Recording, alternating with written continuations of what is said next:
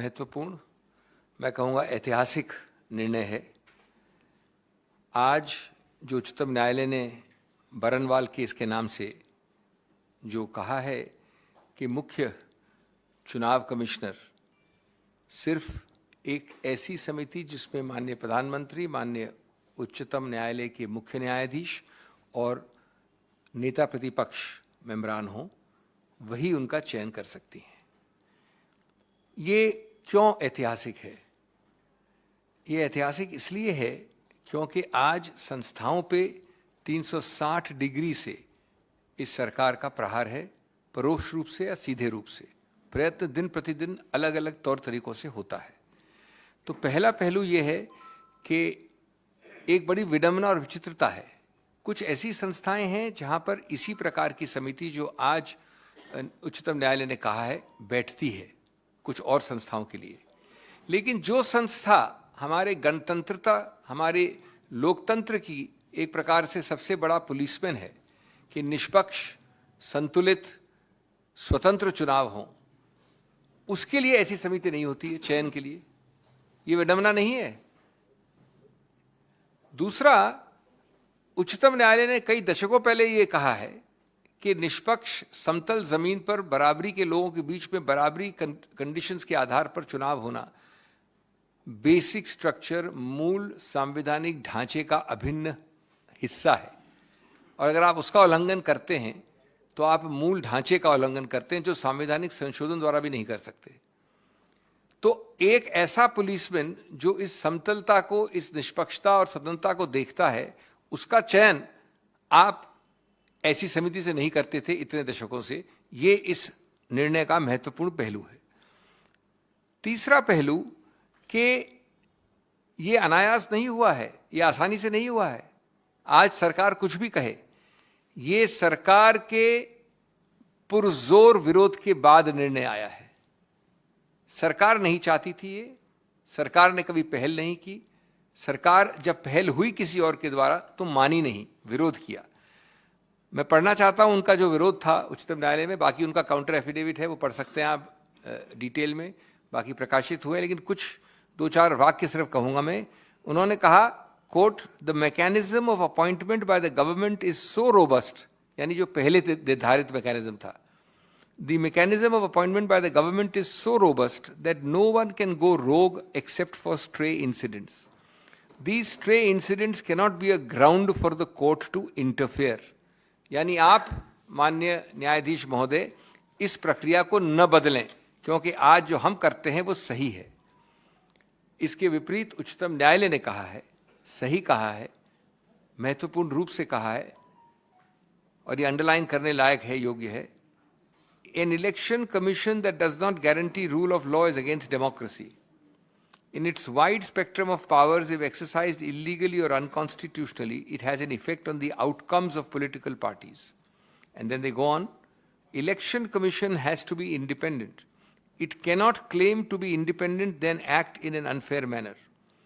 A person in state of obligation to the state cannot have an independent frame of mind. An independent will not be servile to those in power. And they added that it needs, the country needs someone who cannot be bulldozed. ये मेरे वाक्य नहीं है, मेरे शब्द नहीं है, माननीय उच्चतम न्यायालय के शब्द हैं। चौथा पहलू मैं आपको याद दिलाना चाहता हूं, कुछ संदर्भ। ये इतिहास आसान है भूल जाना। कई बार ऐसा हुआ है और विशेष रूप से 2019 में हुआ। मैं खुद उसमें चुनाव आयोग में अग्रणीय पंक्ति में था। हमने लगभग वो जो 2 महीने मिलते हैं चुनाव के दौरान, 1.5 महीने, 20 या 25 बहुत महत्वपूर्ण कंप्लेंट की थी उच्चतम न्यायालय को 2019 के चुनाव के पहले। मजे की बात यह है कि करीब करीब उसमें 15 से ज्यादा कंप्लेंट्स में एक्शन लिया गया। या तो कहा रुकिए, या कहा कि आपको निलंबित करते हैं, या कहा कि कुछ है नहीं, इस पे खारिज करते हैं।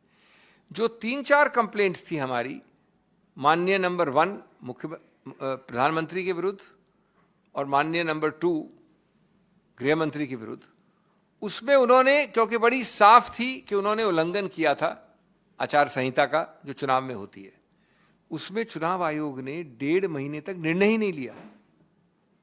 फिर मैं उच्चतम न्यायालय गया तो उच्चतम न्यायालय को आदेश देना पड़ा कि अब चुनाव तो खत्म होने वाले हैं, भाई निर्णय तो लो। तब निर्णय लिया अंतिम दिनों में, जिसका कोई सार्थकता नहीं बची, व्यर्थ था। आप जानते हैं उसी संदर्भ में एक असहमति प्रकट की गई थी, उन्हीं केसेस के संदर्भ में जिसमें मैं पेश हुआ था।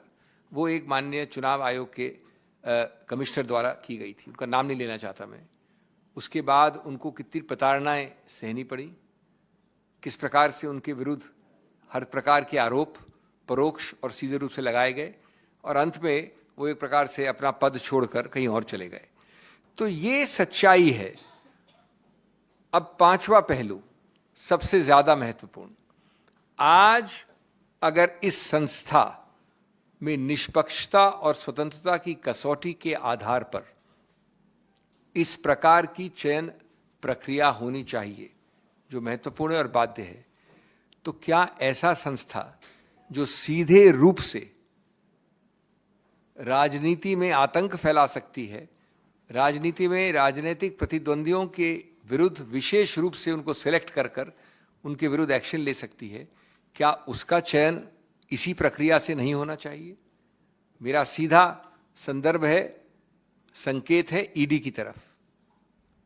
आज ईडी आपका राजनीतिक भाई बन गया है, आपका राजनीतिक गठबंधन बन गया है, आपका राजनीतिक हिस्सा बन गया है सरकार का। तीन पहलू हम सब जानते हैं, इस पोडियम से हमने आपको आंकड़े दिए हैं। पहलू नंबर 1, 2014 के पहले और 2014 के बाद 1000% से ज्यादा वृद्धि हुई है ईडी द्वारा केसेस दायर करने में, 1000 से ज्यादा, वो आंकड़े हैं आपके पास। दूसरा पहलू, 95% उन केसेस में से सब प्रतिपक्ष के विरुद्ध है। 95, कुछ कहते हैं कि 98, मैं 95 कह रहा हूं, क्योंकि ईडी इस तरफ ही देखती है, सिर्फ उधर देखती ही नहीं है। तीसरा, कि अगर वो जो केसेस हैं जिसमें प्रतिपक्ष के लोग जिनके विरुद्ध ईडी केस शुरू करती है वो पक्ष बदल दें, दल बदल दें, सत्तारूढ़ बीजेपी को ज्वाइन लें, तो बीजेपी की लॉन्ड्री मशीन से सब कुछ सफेद निकल आता है और यही एजेंसी चुप हो जाती है। तो ऐसा एजेंसी का दुर्व्यवहार जो दिन प्रतिदिन हम देखते हैं, मैं समझता हूं सबसे अहम और सबसे अनिवार्य है कि यही नियम, कानून, सिद्धांत लागू हो, तुरंत लागू हो। और इसमें उल्टा यह हो रहा है कि याचिकाएं अभी पेंडिंग है, लंबित है उच्चतम न्यायालय में, कि आप व्यक्तियों को एक वर्ष के का कानून पास किया।